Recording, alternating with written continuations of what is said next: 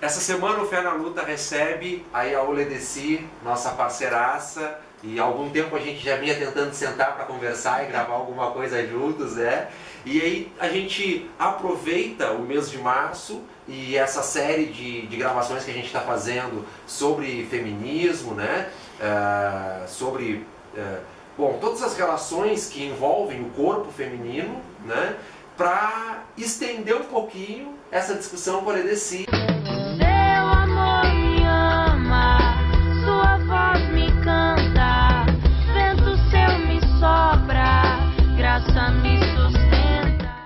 Que é a Oledeci, né? Que é de religião de matriz africana, e a gente quer conhecer esse universo, a gente quer ouvir de ti como é que se constitui essa espiritualidade, essa relação com a militância também, que a Oledeci constrói o movimento negro, né? Tem toda uma caminhada, uma trajetória, vem de pastoral. Fala um pouquinho pra gente sobre essa história, sobre espiritualidade, feminismo, bom. Beleza.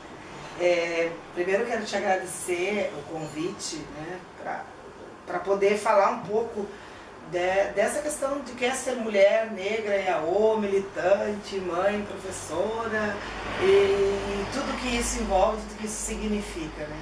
E ainda no sábado fui recordar meus tempos de pastoral participando, né, de um encontro em São Lourenço dos agentes de pastoral negros, que é a minha origem, é lá que eu fundo a minha militância, né?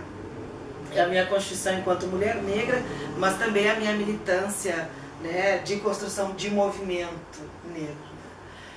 Bom, falar da trajetória, né, Nino, é algo que nos remete um pouco a essa questão da constituição da identidade do feminino negro, né? Quer dizer, eu venho de uma formação católica, cristã, né? A minha origem, como já disse, ela é uma origem, a minha fé, ela se origina da militância, eu era da pastoral da juventude, né? Passei ali a década de 80 praticamente toda, onde fui me encontrando desde os 12 anos de idade, 13 anos de idade, já estava inserida, né, na pastoral, né? E aí vou me constituindo enquanto alguém que vai se reconhecendo na luta e na construção a partir desta fé, né? E de uma fé que se transforma a partir de 1988, né? Porque 1988 é um marco nessa construção de fé e militância. Porque em 1988 foi me apresentado, e eu fazia na época magistério num colégio franciscano, e aí foi me apresentado então a campanha da fraternidade. E a campanha da fraternidade daquele ano, em comemoração aos 100 anos da abolição da escravatura, o tema era ouvir o clamor deste povo. E aí tinha uma imagem, que até hoje assim, eu lembro nitidamente da imagem, era uma imagem de uma boca de um homem negro, como se ele estivesse gritando. E aí eu li aquela imagem, e a irmã disse, e aí eu perguntei para a irmã me apresentou essa imagem, né, do cartaz, que era um cartaz lindo, assim, e aí tinha o eco, né, aquela coisa do colorido, do eco, do grito, assim, né? E a irmã me disse, a irmã me apresentou e disse, esse é o teu povo. Daí eu fiquei pensando, irmã, mas que povo, irmã, que povo? Eu não faço parte de povo nenhum, né? 12, 13, 14 anos, eu não tinha essa consciência, né, de que este povo, na verdade, era o povo que eu ia encontrar e me identificar pro resto da trajetória de vida.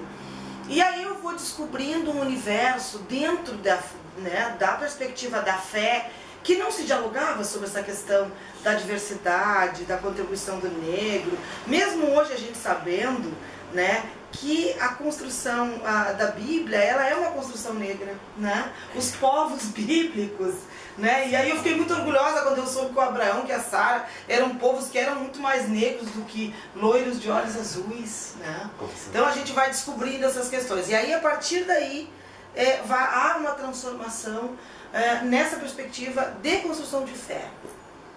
Bom, eu começo a me dar conta de que existe uma série de silenciamentos por parte da igreja no que diz respeito à história deste povo, que era aquele povo que gritava lá em 1988, né?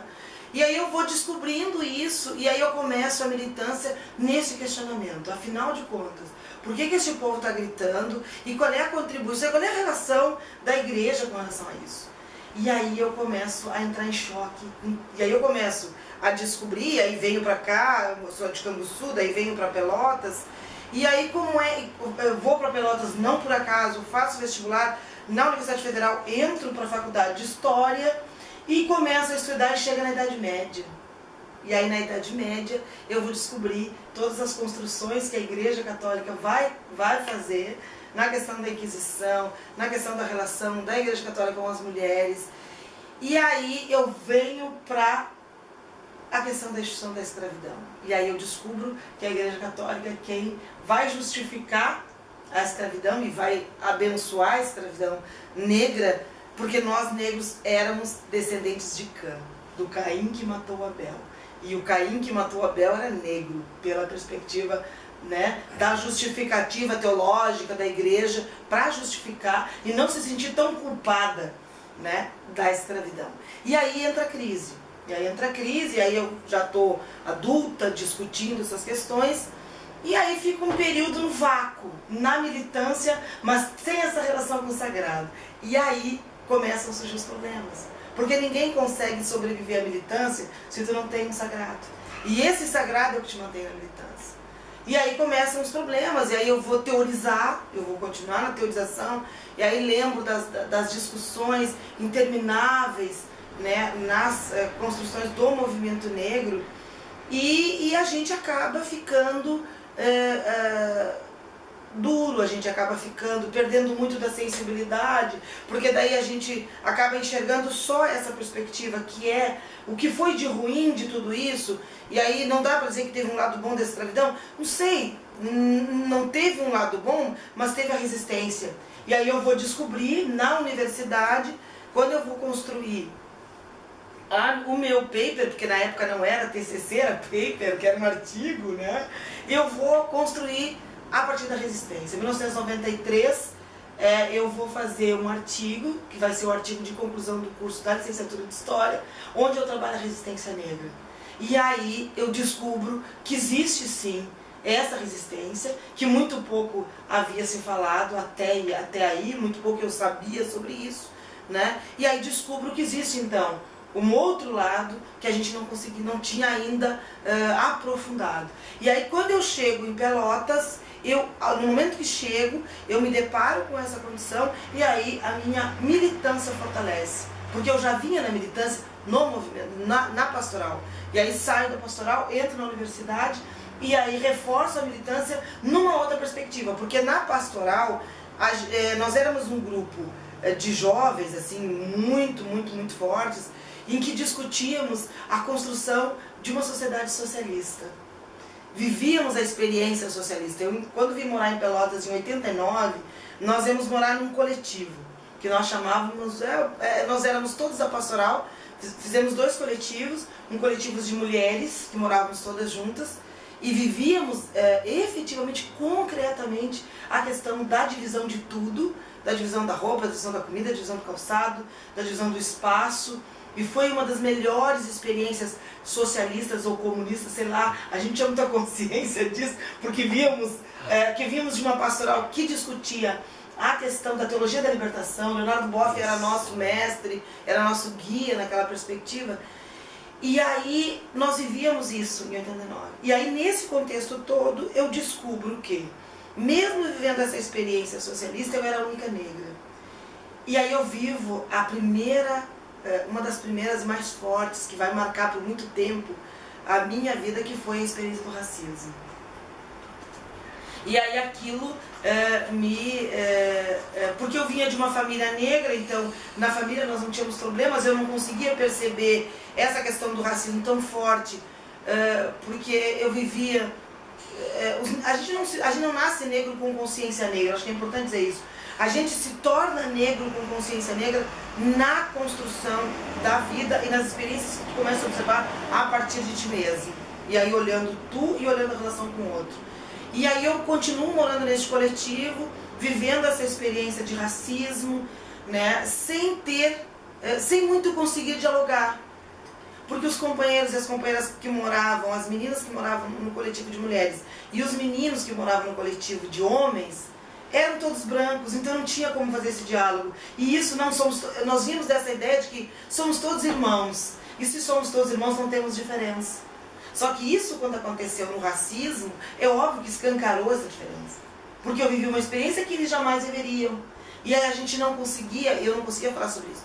Daí eu entro para dentro da minha conchinha, faço vestibular, entro para a universidade e aí começo então a encontrar outras pessoas que têm essa militância, que têm essa perspectiva e esse olhar. E aí eu me encontro de novo.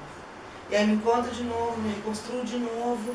E aí começa então a construção dessa mulher negra, né, professora. Porque existe essa construção que vem antes da Yaô, que vem antes da religião de matriz africana. A conversa está maravilhosa e nós vamos fazer 2 vídeos, então, conversando com a Ledeci sobre essa descoberta, sobre a espiritualidade, sobre essa vivência, sobre a construção desse corpo. Então, nós esperamos vocês na próxima semana para continuar essa conversa aqui no Fé na Luta. Ama também os que vêm do gueto, cuidar daquele que é branco ou preto. Meu Deus é negro, meu Deus é índio.